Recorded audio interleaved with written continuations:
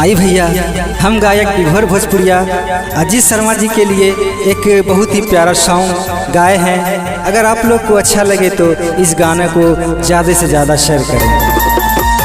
अजीत शर्मा जिंदाबाद जिंदाबाद जिंदाबाद, तेज तेजस्वी जिंदाबाद जिंदाबाद जिंदाबाद। हिंदू मुस्लिम कहीं कहीं के आपस में लड़वाए। ए हो भैया सुना हो, चंद वोटों के खातिर नेता मतभेदी करवा दे। हक खातिर लड़िहा केकरो से नहीं डरिहा, हो अपना अजीत भैया के समर्थन करिहा, हो अपना तेज तेजस्वी के समर्थन करिहा।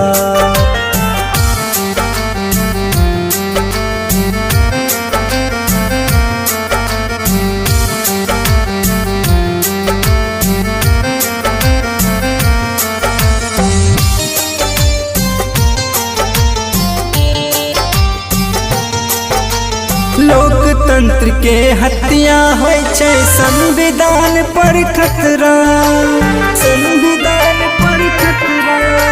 लोकतंत्र के हत्या होय छै, संविधान पर खतरा।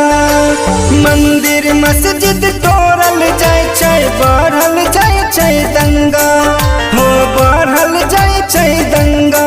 जहाँ समय नहीं पढ़िहा हक खातिर लड़िहा, हो अपना अजीत भैया के समर्थन करिहा, हो अपना तेज तेजस्वी के समर्थन करिहा।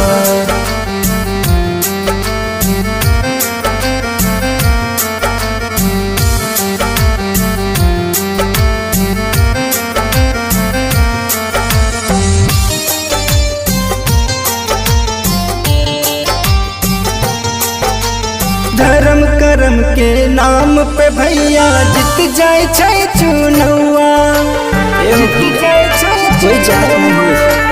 धर्म कर्म के नाम पे भैया जीत जाए छै चुनौआ। झूठे बर वादा करके दे छै सबके झांसा, भोला भाला जनता के हो टूटी जाए छै आशा। हक खातिर लड़िहा, हो अपना अजीत भैया के समर्थन करिहा, हो अपना तेज तेजस्वी के समर्थन करिहा।